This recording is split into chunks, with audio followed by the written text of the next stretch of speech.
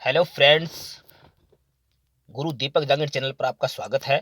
साथियों, आज हम राजस्थान के प्रमुख किसान आंदोलन के बारे में जानना चाहते हैं। राजस्थान में कौन कौन से किसान आंदोलन प्रमुख है, परीक्षा की दृष्टि से महत्वपूर्ण है। तो चलिए साथियों, शुरू करते हैं। इससे पहले कि वीडियो शुरू करें, यदि आपने चैनल को सब्सक्राइब नहीं किया है तो कृपया चैनल को सब्सक्राइब जरूर करें, ताकि आने वाले नए वीडियो की नोटिफिकेशन आपको तुरंत प्राप्त हो सके। साथियों, राजस्थान में सबसे महत्वपूर्ण किसान आंदोलन जो माना जाता है, उसका नाम है बिजोलिया किसान आंदोलन। साथियों, बिजोलिया वर्तमान में भीलवाड़ा जिले में है और उस समय, जिस समय यह आंदोलन शुरू हुआ था, उस समय यह मेवाड़ मेवाड़ आपको पता लग गया होगा, जो वर्तमान उदयपुर जिला है उसके आसपास के क्षेत्र है, वो मेवाड़ कहलाता था। उसका प्रथम श्रेणी का ठिकाना माना जाता था। ये खानवा के युद्ध में राणा सांगा की ओर से खानवा का युद्ध हुआ था, आपको याद होगा, वर्ष 1527 ईस्वी में। वर्ष 1527 ईस्वी में खानवा का युद्ध हुआ था। उसमें राणा सांगा की ओर से कई शासक लड़े थे और उसी में से एक एक का नाम था अशोक परमार। अशोक परमार ने राणा सांगा का सहयोग दिया था उस युद्ध में, और उसी के कारण राणा सांगा ने प्रसन्न होकर उसे ऊपरमाल की जागीर दी थी। और ऊपरमाल जो क्षेत्र है उसका मुख्य ठिकाना है, उसी का नाम है बिजोलिया। ये आपको याद रखना है। तो क्वेश्चन ये बनता है कि बिजोलिया किस किस जागीर का मुख्य ठिकाना था या फिर सदर मुकाम था। तो आपको याद रखना है ऊपरमाल। बिजोलिया किसान आंदोलन की शुरुआत साथियों 1897 ईस्वी में हुई थी। 1897 ईस्वी आपको याद रखना है। 1897 ईस्वी में बिजोलिया आंदोलन शुरू हुआ था और यह आंदोलन धाकड़ जाति के किसानों के द्वारा वेरी मोस्ट है, परीक्षा के अंदर पूछा हुआ प्रश्न है कि बिजोलिया किसान आंदोलन में कौन सी जाति के लोग शामिल थे। तो आपको याद रखना है, धाकड़ जाति के लोगों के द्वारा, किसानों के द्वारा यह आंदोलन शुरू किया गया था। मुख्य रूप से इसमें धाकड़ जाति के लोग शामिल थे। इस आंदोलन के जो प्रमुख कारण देखे जाते हैं, उनमें एक तो यह है कि किसानों के ऊपर 84 प्रकार के लाग बाग या टैक्स लगे हुए थे, जिसके कारण किसानों के पास अपने ही खेत में उगाया हुआ अनाज नहीं बच पाता था। दूसरा, लाटा कोंता प्रथा थी जिसके अंदर अधिकांश अनाज जो है वो जागीरदार के द्वारा ले लिया जाता था। और तीसरा, जागीरदारों के द्वारा नए नए कर लगाना। जैसे नए लगने वालों करों के अंदर एक कर था चौरी कर। चौरी कर जो किसान होते थे उनकी बेटी की शादी पर लगाया जाता था। इसी प्रकार दूसरा है तलवार बंधाई कर। जब नया जागीरदार बनता था तो जागीरदार के द्वारा एक टैक्स लगाया जाता था, जिसे कहते थे तलवार बंधाई कर। यह आंदोलन मुख्य रूप से 3 चरणों में विभाजित था। इसके चरण देखते साथियों। इसका पहला चरण जो है वो 1897 से लेकर 1914 ईस्वी तक चलता रहा। इसके अंदर कोई मुख्य नेतृत्वकर्ता नहीं थे, जिसके कारण से इस आंदोलन को स्वयं स्फूर्त कहा जाता है। यह आंदोलन अपनी ही गति से आगे बढ़ता रहा। इसका दूसरा चरण सबसे महत्वपूर्ण है, वो 1914 से 1923 के बीच चला और इस द्वितीय चरण को नेतृत्व प्रदान करने वाले थे विजय सिंह पथिक, और इन्हीं के कारण यह आंदोलन पूरे भारतवर्ष में प्रसिद्ध हो गया था। और तीसरा जो चरण है, तीसरा चरण वो 1923 से 1941 के बीच चला और इसके नेतृत्वकर्ता थे, वो थे जमना लाल बजाज। साथियों, अब विस्तार से देखते हैं इसके क्रमशः चरणों को। प्रथम चरण जो है 1897 से 1914 ईस्वी के बीच में रहा और इस चरण में नेतृत्वकर्ता, वेरी मोस्ट क्वेश्चन ना आपको ध्यान में रखना है, फतेहकरण चारण, ब्रह्मदेव और प्रेमचंद मील। तीनों नाम आप अच्छी तरह से याद रख लीजिए। फतेहकरण चारण, ब्रह्मदेव और प्रेमचंद मील, इन तीनों ने इस चरण का शुरुआत में नेतृत्व किया। इस प्रथम चरण के समय बिजोलिया का जो ठाकुर था उसका नाम था किशन सिंह है। यह आपको नाम याद रखना है। बिजोलिया का ठाकुर किशन सिंह था उस समय, प्रथम चरण के समय।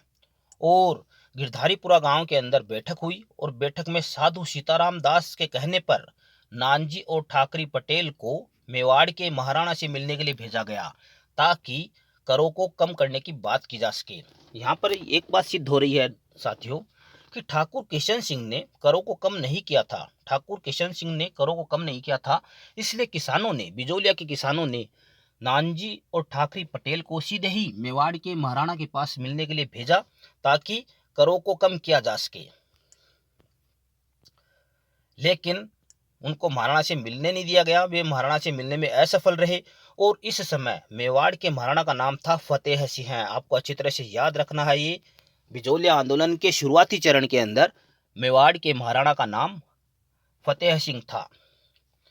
बाद में रियासत की ओर से हामिद खां को ठिकाने की जांच के लिए भेजा गया कि क्या किसानों की मांगे क्या है और वास्तव में किसानों की मांगे सही है या नहीं है। हामिद खां को जांच के लिए बिजोलिया भेजा गया। नानजी और ठाकरी पटेल को बिजोलिया के ठाकुर ने, किशन सिंह थे, उन्होंने बिजोलिया से निष्कासित कर दिया। उन्होंने उन्होंने महाराणा से सीधे मिलने का प्रयास किया और जिसके कारण बिजोलिया का ठाकुर उनसे नाराज हो गया और नाराज होने के कारण नानजी और ठाकरी पटेल को बिजोलिया से निष्कासित कर दिया। इस चरण में यह आंदोलन ज्यादा सफल नहीं रहा, स्वयं स्फूर्त चलता रहा। तो साथियों, इसके अंदर आपको याद रखना है नेतृत्वकर्ता, ठाकुर का नाम और मेवाड़ के महाराणा का नाम। इसके बाद दूसरा चरण जो शुरू होता है वो अति महत्वपूर्ण है और दूसरे चरण का समय है 1914 से 1923 के बीच। साथियों, 1906 में ठाकुर किशन सिंह की मृत्यु होने के बाद बिजोलिया का जो नया जागीरदार बना उसका नाम था पृथ्वी सिंह। और मैंने आपको बताया था ये नए नए कर लगाते थे और उन्हीं में से एक कर था तलवार बंधाई कर। जब नया जागीरदार बनता था, नया ठाकुर जागीरदार के पद पर बैठता था तो किसानों से एक टैक्स लिया जाता था जिसे तलवार बंधाई कर कहा जाता था। किसान एक पहले से आंदोलनरत थे करों के लिए और ऊपर से नया कर और लगा दिया जिससे किसानों में आक्रोश पैदा हो गया। 1916 में, यह आपको याद रखना अच्छी तरह से, विजय सिंह पथिक जो है वो सबसे पहले 1916 ईस्वी में दूसरे चरण में इस बिजोलिया किसान आंदोलन से जुड़ता है। क्वेश्चन यो बनता है कि बिजोलिया किसान आंदोलन से विजय सिंह पथिक सर्वप्रथम कब जुड़े थे, तो आपको सन याद रखना है 1916। 1917 में ही उन्होंने ऊपर माल पंच बोर्ड की स्थापना की। वेरी मोस्ट क्वेश्चन है, आप अच्छी तरह से याद रखिएगा। ऊपर माल पंच बोर्ड की स्थापना 1917 में होती है और स्थापना करने वाले हैं विजय सिंह पथिक और इसका अध्यक्ष, ऊपर माल पंच बोर्ड का अध्यक्ष मुन्ना पटेल को बनाया गया। ये भी आपको याद रखना है।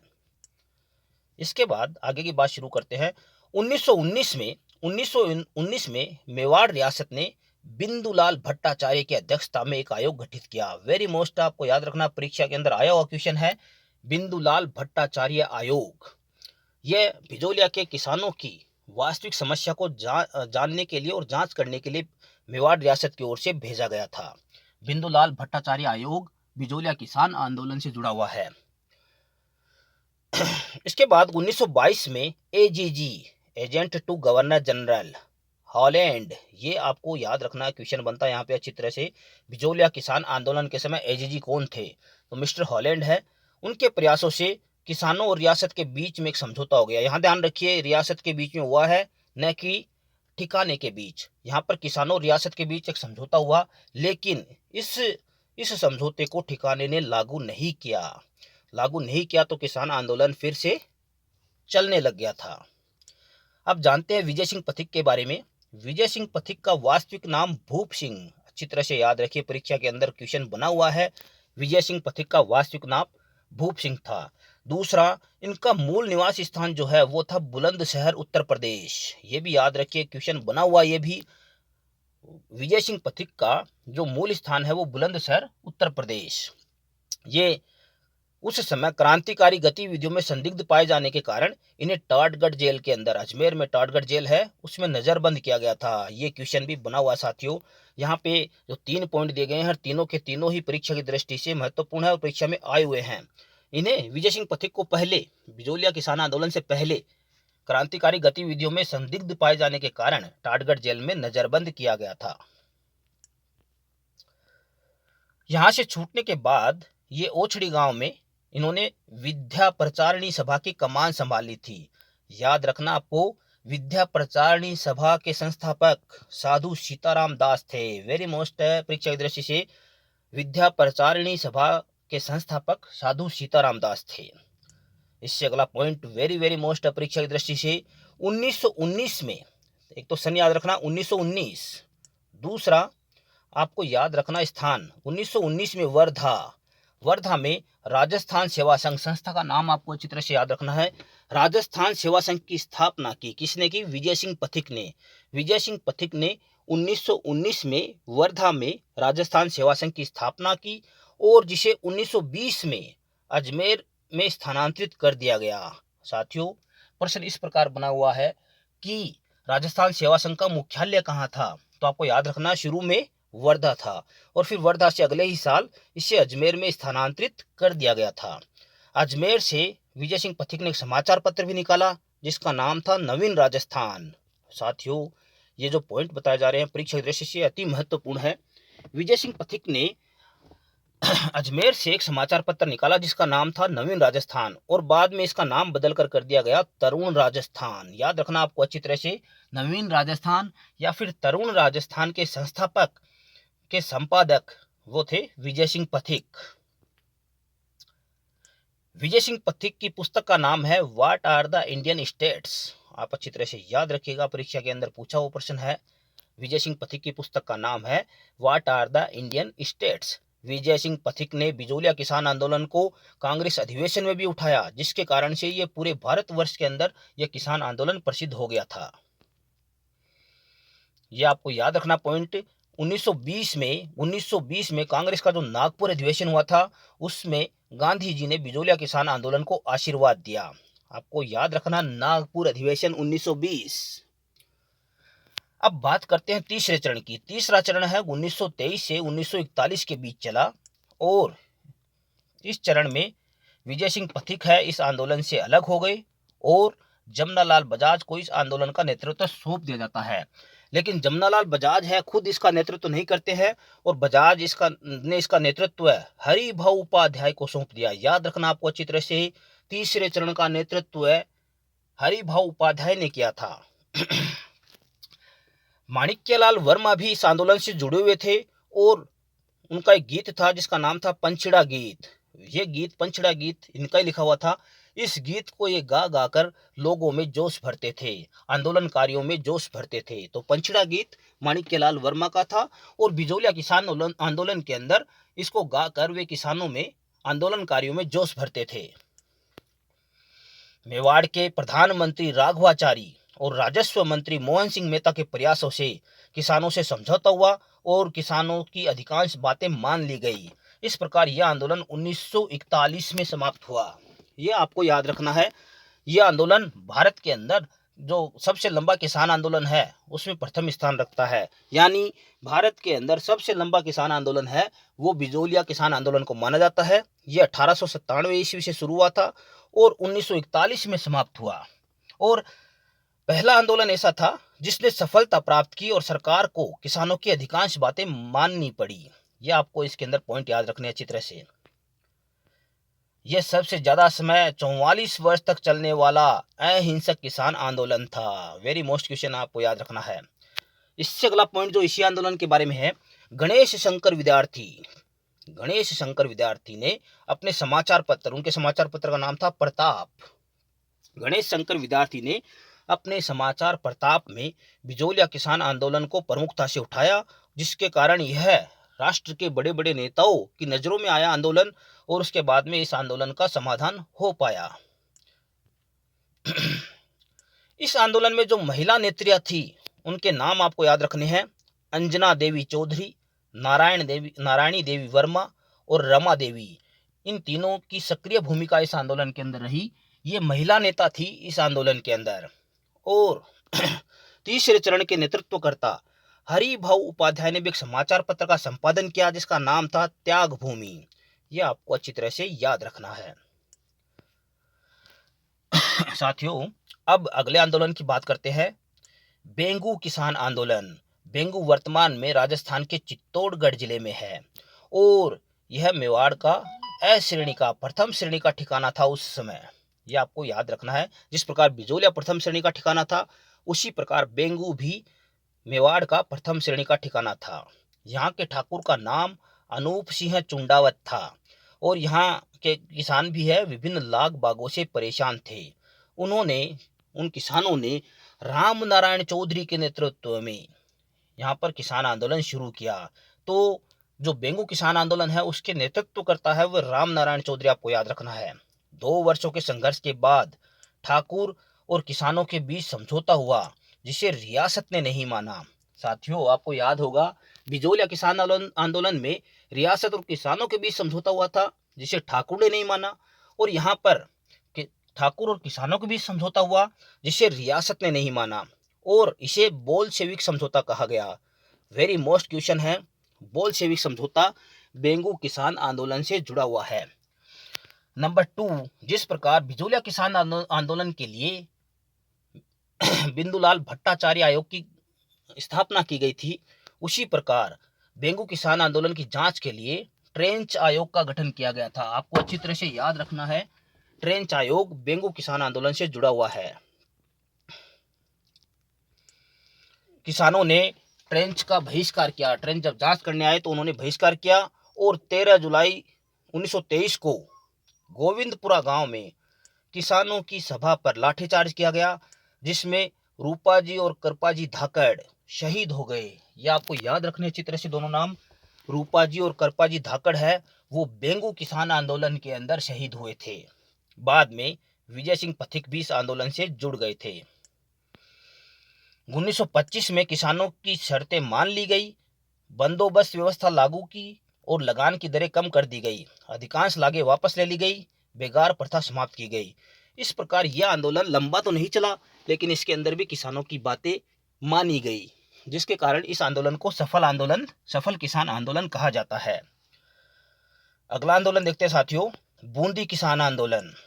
विभिन्न लाग बाग, बेगार प्रथा और लगान की ऊंची दरों के कारण 1920 में बूंदी किसान आंदोलन प्रारंभ हुआ। एक बात तो तय है, जितने भी किसान आंदोलन राजस्थान में हुए हैं उनके अंदर प्रमुख कारण जो दिखता है वो ऊंची लाग बाग, विभिन्न प्रकार के टैक्स और किसानों का शोषण, ये मुख्य कारण रहे हैं। तो 1920 में बूंदी में किसान आंदोलन शुरू हुआ। इसका नेतृत्व रामनारायण चौधरी के कहने पर पंडित नैनूराम शर्मा ने किया। ध्यान रखना आपको बिजोलिया किसान आंदोलन का जो प्रमुख नेतृत्व करता थे वे थे विजय सिंह पथिक। इसी प्रकार बेंगू किसान आंदोलन के नेतृत्व करता थे राम नारायण चौधरी, और बूंदी किसान आंदोलन के नेतृत्व करता है वे हैं नैनूराम शर्मा। 1920 में साधु सीताराम दास ने डाबी किसान पंचायत की स्थापना की, जिसकी अध्यक्षता हरला भड़क ने की थी। आपको याद रखना है, डाबी किसान पंचायत की स्थापना साधु सीताराम दास ने की थी 1920 में, और इसका अध्यक्ष है हरला भड़क को बनाया गया था। 2 अप्रैल 1923 को डाबी स्थान पर सभा कर रहे किसानों पर पुलिस अधिकारी इकराम हुसैन ने गोली चलवा दी थी। आपको अच्छी तरह से याद रखना है, डाबी हत्याकांड जो है वो 1923 में 2 अप्रैल 1923 को हुआ था, और यह बूंदी किसान आंदोलन से जुड़ा हुआ है, और इसमें पुलिस अधिकारी का नाम है इकराम हुसैन। नानक जी भील झंडा गीत गाते हुए शहीद हो गए। आपको याद रखना है, नानक जी भील है, वे झंडा गीत गाकर लोगों का उत्साह बढ़ाते थे, और इस डाबी कांड के अंदर नानक जी भील की मृत्यु हो गई, वे शहीद हो गए। तो आपको याद रखना, नानक जी भील है, वे बूंदी किसान आंदोलन से जुड़े हुए हैं। 1936 में बूंदी किसान आंदोलन दोबारा प्रारंभ हुआ, और अंत में जब तक किसानों की अधिकांश बातें नहीं मानी गई तब तक यह आंदोलन चलता रहा। अब बात करते हैं अगले किसान आंदोलन की, जिसका नाम है नीमू चाणा किसान आंदोलन। नीमू चाणा साथियों अलवर में है। 14 मई 1925, आपको याद रखनी है तारीख, 14 मई 1925 को नीमू चाणा अलवर में आंदोलन कर रहे किसानों पर कमांडर छाजू सिंह ने गोलियां चलवा दी, और इस कांड में कई किसान मारे गए। इसे नीमू चाणा कांड कहा जाता है। तरुण राजस्थान समाचार पत्र ने इस घटना को सचित्र प्रकाशित किया। महात्मा गांधी ने, very most point, Mahatma Gandhi ने इसे दूसरा जलियांवाला बाग कांड या फिर डबल डायरिज्म कहा। यह क्वेश्चन कई बार परीक्षा के अंदर आया हुआ है, आपको अच्छी तरह से याद रखना है। इस आंदोलन में अंततः किसानों की अधिकांश बातें मान ली गई। तो साथियों याद रखना, दूसरा जलियांवाला बाग कांड या फिर डबल डायरिज्म है, ये नीमू चाणा किसान आंदोलन को महात्मा गांधी ने कहा था। इसके बाद में अगला आंदोलन देखते हैं, उसका नाम है अलवर किसान आंदोलन। अलवर रियासत में किसानों की खड़ी फसलों में सुअरों के द्वारा नुकसान पहुंचाने पर भी उन्हें मारने पर प्रतिबंध था। अलवर किसान आंदोलन क्यों शुरू हुआ, इसका प्रमुख कारण यह है कि रियासत के द्वारा, राज्य के द्वारा सुअरों को मारने पर प्रतिबंध था। सुअर चाहे किसानों की खड़ी फसलों को खा जाए, नष्ट कर दे, नुकसान पहुंचा दे, लेकिन किसान उन सुअरों को मार नहीं सकते थे, जिसके कारण किसानों को काफी नुकसान होता था और इसी के कारण यह आंदोलन शुरू हुआ। 1921 में किसानों ने इन सुअरों के विरोध में यह आंदोलन शुरू कर दिया। बाद में सरकार को, रियासत को इनकी बात माननी पड़ी और सुअरों को मारने की अनुमति देनी पड़ी। तो यह आंदोलन भी सफलतापूर्वक किसानों के पक्ष में समाप्त हुआ। इसके बाद अगला किसान आंदोलन देखते हैं, मेव किसान आंदोलन। अलवर और भरतपुर में मेव जाति के किसानों ने बढ़े हुए लगान को देने से मना करके 1932 में यह आंदोलन शुरू कर दिया और इसका नेतृत्व डॉक्टर मोहम्मद अली ने किया था। इसके अंदर खास जो पॉइंट आपको याद रखना है, वो याद रखना, एक तो एरिया, मेव किसान आंदोलन का एरिया है अलवर और भरतपुर, और दूसरा इसके नेतृत्वकर्ता डॉक्टर मोहम्मद अली। इसके बाद में अगला आंदोलन देखते हैं साथियों, शेखावाटी किसान आंदोलन। जयपुर रियासत के सीकर ठिकाने के ठाकुर कल्याण सिंह के द्वारा बढ़ी हुई दर से लगान वसूलने पर राजस्थान जाट क्षेत्रीय सभा, इसकी स्थापना 1931 में हुई थी। आपको अच्छी तरह से याद रखना है, वेरी मोस्ट क्वेश्चन बनता है ये। राजस्थान जाट क्षेत्रीय सभा की स्थापना 1931 में हुई थी। इस सभा के द्वारा सीकर में 1933 ईस्वी में पलसाना में जाट सम्मेलन आयोजित किया गया और इसका नेतृत्व, इस आंदोलन का नेतृत्व नरोत्तम लाल जोशी, जो झुंझुनू जिले से बिलोंग करते हैं और राजस्थान के पहले विधानसभा अध्यक्ष रहे हैं, और हरलाल सिंह खर्रा ने किया था। ये आपको याद रखना है अच्छी तरह से। और इसके अंदर जो मोस्ट क्वेश्चन है वो कई बार परीक्षाओं के अंदर आया हुआ है। इसी आंदोलन के तहत किशोरी देवी, जो कि हरलाल सिंह खर्रा की पत्नी थी, ने 25 अप्रैल 1934 को कटराथल में, कटराथल नामक स्थान में 10,000 महिलाओं का नेतृत्व किया। ये प्रश्न कई बार परीक्षाओं के अंदर, सेकंड ग्रेड अध्यापक परीक्षा और अन्य परीक्षाओं के अंदर ये क्वेश्चन आया हुआ है। और इस आंदोलन के अंदर उत्तमा देवी ने वक्ता का कार्य किया था, यह आपको याद रखना है। 1934 और 1935 में किसानों और जागीरदारों के बीच समझौते हुए। समझौते का पालन न करने पर इस मामले को जून 1935 को प्रश्न के माध्यम से इसे हाउस ऑफ कॉमन्स लंदन में उठाया गया, यानी लंदन की लोकसभा में यह मामला उठाया गया था। तो कई बार परीक्षाओं के अंदर यह प्रश्न पूछा हुआ है कि ऐसा कौन सा किसान आंदोलन है जिसकी गूंज लंदन तक सुनाई दी थी। तो लंदन के हाउस ऑफ कॉमन्स में इस आंदोलन का मुद्दा है वो प्रश्न के माध्यम से उठाया गया था और इसके बाद इसी के कारण से जयपुर महाराजा की मध्यस्थता में समझौता हुआ और किसानों की अधिकांश बातें मान ली गई थी। अगला किसान आंदोलन देखते हैं साथियों, मारवाड़ किसान आंदोलन। मारवाड़ हितकारिणी सभा ने जयनारायण व्यास के नेतृत्व में मादा पशुओं को राज्य से बाहर भेजने के मुद्दे पर आंदोलन शुरू किया। साथियों, असल में बात यह थी कि मारवाड़ राज्य से मादा पशु है बेचकर बाहर भेज दिए जाते थे, जिसके कारण मारवाड़ हितकारिणी सभा ने इस मुद्दे को उठाया और इसे एक आंदोलन का रूप दिया। इसका नेतृत्व करता थे जयनारायण व्यास। मारवाड़ हितकारिणी सभा ने किसानों पर लगे 136 प्रकार के लाग बाग और बेगार प्रथा के विरोध में पुनः यह आंदोलन शुरू किया। और ये कारण तो था ही मादा पशुओं को बाहर भेजने का, इसके साथ ही वही बेगार, लाग बाग, अनेक प्रकार के टैक्स जो है वे भी किसानों को परेशान किए हुए थे, जिसके कारण से वे मुद्दे भी इस आंदोलन के प्रमुख मुद्दे बन गए थे। जयनारायण व्यास ने तरुण राजस्थान समाचार पत्र और मारवाड़ की दशा और पोपाबाई की पोल नामक पंपलेटों के माध्यम से जागीरदारों के जुल्मों को उजागर किया। तीनों के तीनों समाचार पत्र या पत्रिकाएं आपको याद रखनी है। एक तो तरुण राजस्थान, जिसकी चर्चा हम पहले कर चुके हैं विजय सिंह पथिक वाले पैराग्राफ में। दूसरा है मारवाड़ की दशा और तीसरा जो पंपलेट है वो है पोपाबाई की पोल। ये जयनारायण व्यास ने संपादित किए थे और इसके अंदर जो मारवाड़ के जागीरदार थे उनके जुल्मों को उजागर किया गया। लाडनू में 28 मार्च 1942 को उत्तरदायी शासन दिवस मनाने हेतु एकत्र हुए लोक परिषद के कार्यकर्ताओं पर लाठी भालों से प्रहार किया गया। अगला देखते हैं, जयसिंहपुरा हत्याकांड।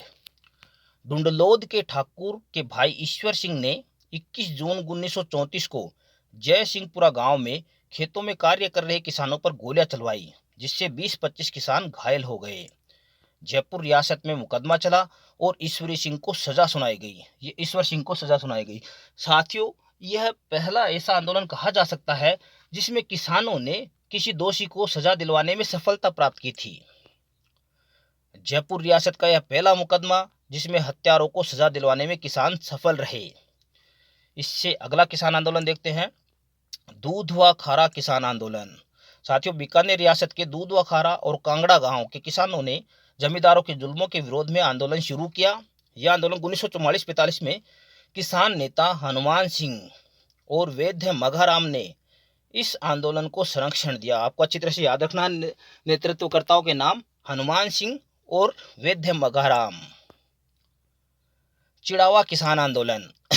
अलीगढ़ के मास्टर प्यारेलाल ने 1922 में अमर सेवा समिति की स्थापना की और चिड़ावा के किसानों ने जमींदारों के जुल्मों के विरोध में आंदोलन शुरू किया। आपको याद रखना नेतृत्वकर्ता मास्टर प्यारेलाल। मास्टर प्यारेलाल गुप्ता को चिड़ावा का गांधी कहते हैं। ये मोस्ट सवाल है, आप अच्छी तरह से याद रखिएगा।